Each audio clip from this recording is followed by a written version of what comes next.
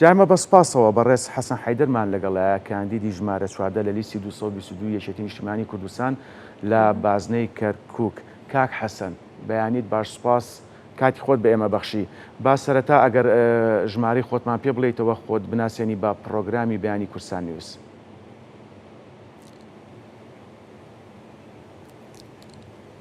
بەڵێ بەیانیتان باش. من حەسەن حەیدەر کاندیدی ژماری 14 لە لیستی 222 یەکێتی نیشتیمانی کوردستان لە بازنەی کەرکووک. ئێمە وەکو کاکەیەکان کە ئامادە بووین، ئێمە توانیمان یەکێتی نیشتیمانی کوردستان کە کاندیدێک دابین بکە، ئەوش لە پێکاتەکانە وەکو کاکەیەکان کە منیان هەڵبژێرد لەنێو ئەو پێکاتانە. بەڵێ کاک حەسەن، ئاشکرای ئەوە لە ناوچێکە خۆتان کادید کردووە، خۆتان هەڵبژاردووە کە فرە پێکاتە و فرە ئاینیە، تا چەند ئەتوانن پشتیوانی سەرجەم پێکاتەکان بەدەست بێنن بۆ هەڵبژاردننی داهاتووی ئەنجومەنی نوێنەرانی عێراق. بەڵێ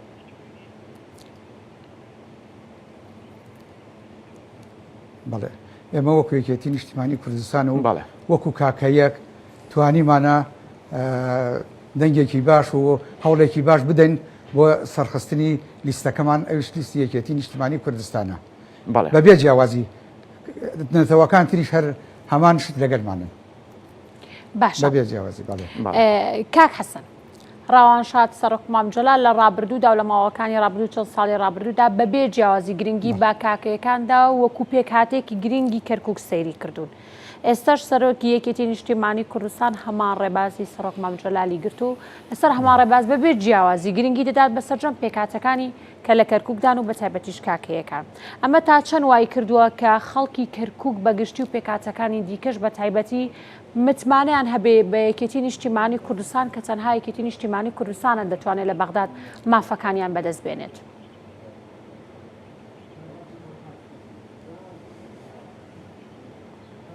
بەڵێ ئێمە مامجەلال ڕەحمەتی لێبێ کە بەئینی چەپکە گوڵەکە ئێمەی ناساند و ئێمەش وەکو کاکەیەک مامجەلال هەوڵێکی زۆری داوە، تاکو پزیشکەکەی مامجەلال کاکەی بۆ ئەویش دکتۆر نەوزاد کاکەی بووە و ئێستاش لە کاتی سەرۆک باڤێڵ تاڵەبانیدا بگرنگێکی باشی بە پێکاتەکانداوە بە تایبەتی کاکەیەکان و لە ئەنجومەنی پارێزگای کەرکووکدا توانیمان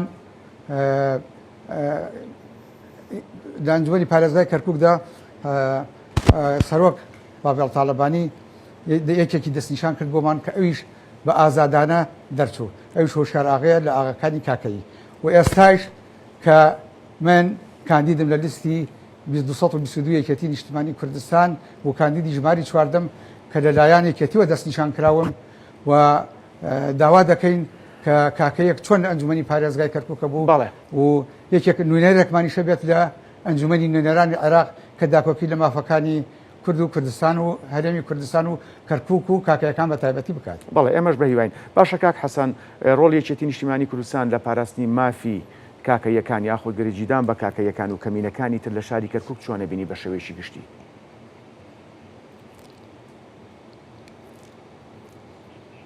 بەڵێ یەکێتی نیشتیمانی کوردستان خزمەتی کردو بە بێ جیاوازی وەکو نەتەوەکان وەکو شوێنەکانی تریش. ئێمە ئەو دێهاتانەمان هەیە لە قەزای داخۆک و لە دەوروبەری و خزمەت گوزاری گەیشتووەتە هەموو شوێنەکان و ئێمەش بێبەش نەبووینە لەو خزمەت گوزاریە. باشە کاک حەسەن، کاکەیەکان خاوەن شەهیدی سەنگەرن لە جەنگی داعشیشدا و بینیمان کە چەندین قوربانیان جاوە. سەرۆک باڤڵ لە هەڵبژاردننی پارێزگاکانی عێراقیشدا لە ماوەکانی ڕابردوودا بە گرنگی زانی کە کاکەیەکانیش کاندیدیان هەبێت لەو لیستەدا. ئەمە تا چەند وای کردووە کە کاکەیەکان حەز بۆ بکەن کە یەکێتی نیشتیمانی کوردستان پاڵپشتیانە لە سەرجەم سێکتەرەکانە و لە تەنانەت لە بابەتەکانی سیاسیشدا کە یەکێتی نیشتیمانی کوردستان پاڵپشتیانە.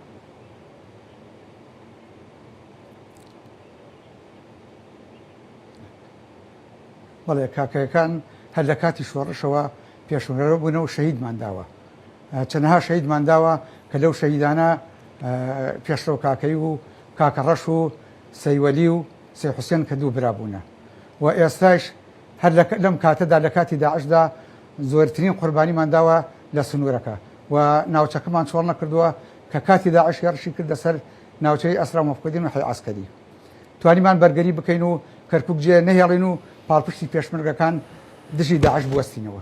بەڵێ کەواتە کاک حەسەن تا چەند پێویستە تایبەتمەندی کاکەیەکان و پێکاتەکانی تر بە شێوەیەکی گشتی لە پەرلەمانی داهاتووی عێراق لە بەرچاو بژیرێت. بەڵێ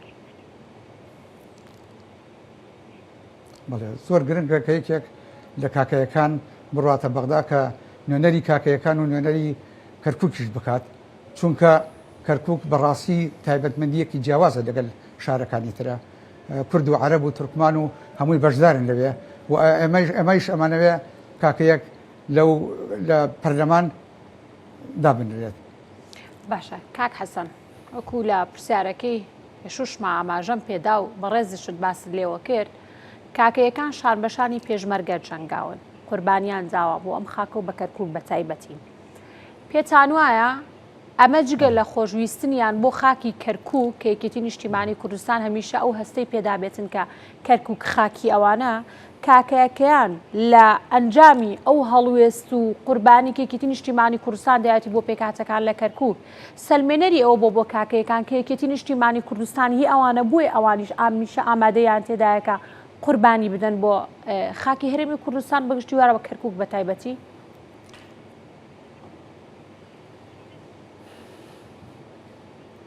بەڵێ بە دڵنیاییەوە کاکەیەکان خۆیان بە خاوەنی یەکێتی نیشتیمان کوردستان دەزانن و خۆیان بە خاوەنی کەرکووک دەزانن چونکە یەکێکن لە پێکهاتەکان کەوا لە شاری کەرکووک دادەنیشین. بەڵێ کاک حەسەن بابەتێکی تر هەیە کە زۆر گرنگە بۆمانی ڕوونکەیتەوە ڕەوشی گوندنشینانی ناوچەی داقوق چۆنە بە تایبەتی لە ڕووی ئەمنی و لە ڕووی خزمەت گوزاریشەوە.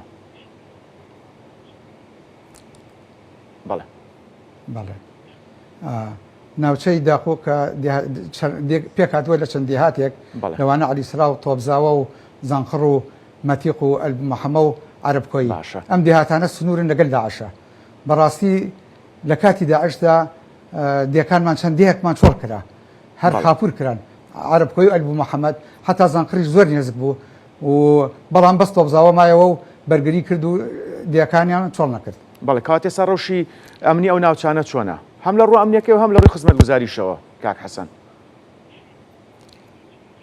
ئێستا بەڵێ ئێستا ڕەوشی ئەو ناوچەیە زۆر باشە خزمەت گوزاری گەڕاوەتەوە بۆ هەموو دیەکان بێ جیاوازی جادەمان بۆ کراوە هەموو ئەو پێداویستانەکەوە گۆڕەپانی یاری بۆمان کراوە هەموو ئەو خزمەت گوزاریەکەوە لە جێگەکانی تر جێبەجێکرێ بۆ ئێمە جێبەجێ کراوە. باشە کاک حەسەن کەواتە دەڕووی ئەمنیشەوە ئێستا ناوچەکە باشە ئێستا بچینێکی تیانە زۆر باش. کەواتە کاک حەسەن دەتوانین بڵین لەگەڵ هاتنی ئیدارەی نوێی کەرکووکدا و پارێزگاری نوێی کەرکووک توانراوە ئەو خزمەت گوزارانە پێشکەش کراوە کە لە ماوەکانی ڕابردوودا ڕەنگە نەکرابێ بە وردی ئەمەمان بۆ باسکە بزانین جیاوازیەکانی ئەم چەند ساڵانی دوایی چیە لەگەڵ ساڵەکانی ڕابردوودا.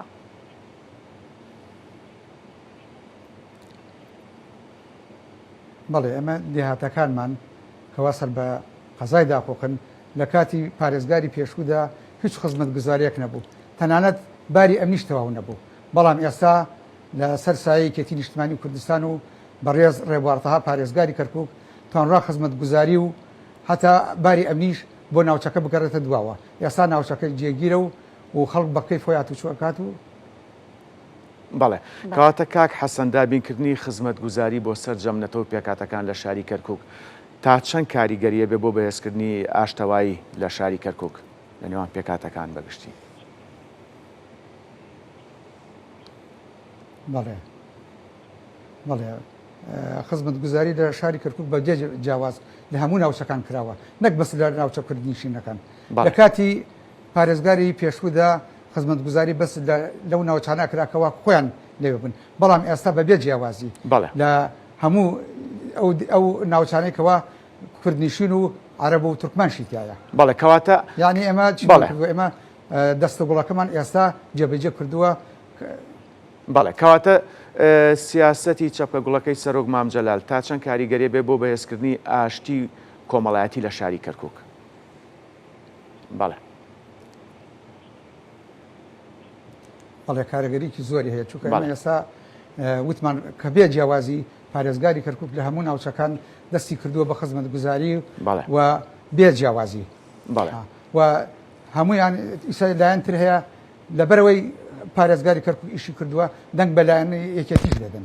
بەڵێ باشە کاک حەسەن با لە لایەنێکی ترۆ پرسیارە بکەم هەر لە ناو خودی خێزان خۆیدا چەند خوشک و برای کە پێکۆژین هەر کەسان و بیر و باوەڕێکیان هەیە ئەمە ڕەنگە هەندێک جار لە ماڵە بێتەوەی بەرکەوتنیان پێکەوە بێت لە کەرکووکدا ئەمە هەموو پێکاتێ پێکەوە دەژین کاکەیەکان و چەندین مەسەبی تر و ئاین و نەتەوەی تر پێکەوە دەژین ڕۆڵی یەکێتی نیشتیمانی کوردستان چی بووە لەم ئەرکە قورسەدا کە مەسەلەی پێکەوە ژیانە لە کەرکووک چۆن توانێتی ئەم هاوسەنگیە ڕابگرێت کاکەیەکان تا چەند با بڵین دڵ ئارام و مرساحن لەگەڵ پێکاتەکانی ترتا چۆن توانیتان ئەم هاوسەنگیە ڕابگرن؟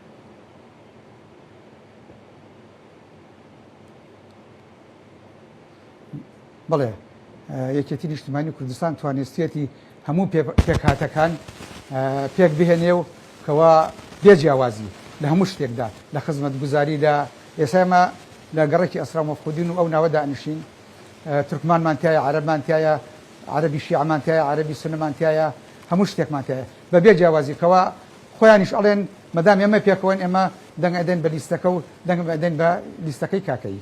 باشە کاک حەسەن ئەگەر متمانەی دەنگدەرانت بەدەستێنا وەکو کاندیدێکی لیستی 222 یەکێتی نیشتیمانی کوردستان کاک حەسەن چه پرۆژەیەکی هەیە بۆ کاکەیەکان لە داهاتوودا یاخود بۆ شاری کەرکووک بە شێوەیەکی گشتی بۆمان باس بکەیت؟ ئەمە بڵێ ئەگەر بێت و بچمە بەغدا ئێمە کار دەکەین بۆ بەبێ جیاوازی چۆن چەکۆ گوڵەکەی مام جەلال بەڕێز ئێمەش بەبێ جیاوازی کار دەکەین و ئەو گوند نیشانە زیاتر ئاوادان بکەینەوە کەوا خەڵک هەان بدەین بگەڕێتەوە بۆ ناوچەکانیان. باشە کاک حەسەن جگە لە کاکەیەکان ئێستا ڕەوشی کەمەنەتەوەیەکانی تر لە کەرکووک چۆن دەبینی جیاوازیەکان هەیە لەگەڵ ساڵانی ڕابردوودا ئەو ئارامی کە باڵی بەسەر کەرکووکدا کێشاوە لەوتەی پارێزگاری کەرکووکە ئەو هەموو خزمەتگوزارێ پێشکەشەکان ڕەوشین کەمەنەتاوەکانی دیکە چۆنە لە کەرکووک؟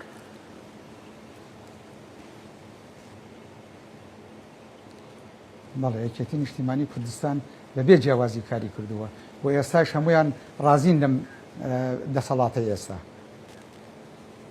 بەڵێ بەڵێ کاک حەسەن باش من نەپرسم پەیوەندی کاکەیەکان لەگەڵ پێکاتەکانیان کەمەنەتەوەیەکانی تر لە شاری کەرکووک چۆنە بە شێوەیەکی گشتی؟ بەڵێ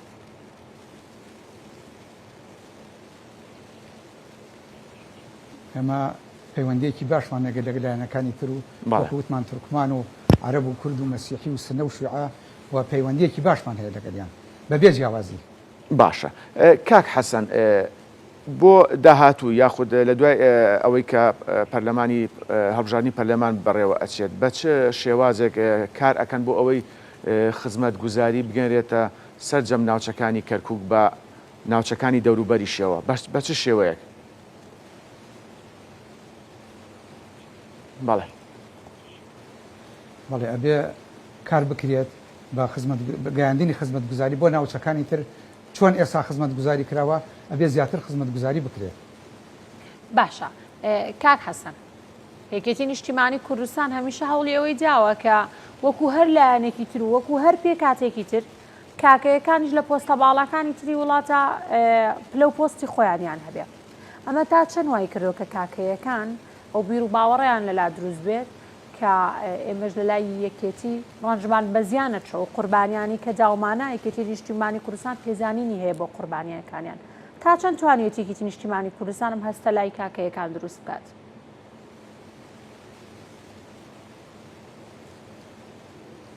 بەڵێ یەکێتی نیشتیمانی کوردستان دەورێکی باڵای هەبووە کەوا کاکایی لە هەموو ئەوانەی ڕازی بن و ئێستاش کە ئەنجومەنی پارێزگاری نوێنەرمان هەیە و ئێستاش کاندیدی خۆمان هەیە لە لیستی 222 یەکێتی نیشتیمانی کوردستان بەڵێ ئێمە دڵنیان سەرۆک باڤێڵ کاکەیەکان بێبەش ناکا وەکو چۆن نەتەوەکانی تری بێبەش نەکردووە. بەڵێ کاک حەسەن ئاشکرایە وەک هەمیشەیەکی نیشتیمانی کوردستان لە کاتی بانگەشەدا بانگەشەیەکی مەدەنیانە و شارستانیانە ئەنجامەیە یاخود هێمنانە تا چەند گرنگە لایەنەکانی ترچ لە کەرکووک یاخود لە تاوی ناوچە و پارێزگاکانی تری عێراق بۆ شێوەیە هاوشێوەیەکی نیشتیمانی کوردستان بانگەشەیەکی هێمنانە و مەدەنیانە ئەنجام بن. بەڵێ.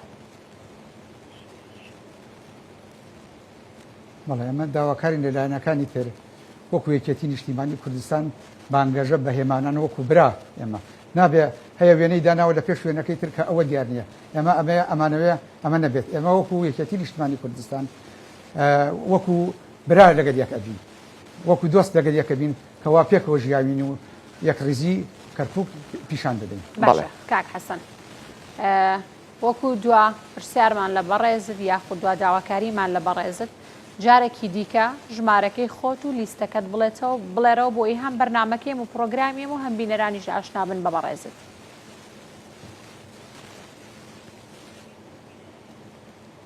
بەڵێ من حەسەن حەیدەر سەیدی بەرزنجەم لە کاکەیەکانم لە سەر لیستی 222 یەکێتی نیشتیمانی کوردستان کاندید کراوم و ژمارەکەم چواردەیە داوا لە هاوڵاتیان دەکەین کە دەنگ بدەن بە لیستەکە یەکەمی جار دوایش دەنگ بدەن بە ژمارە چواردە.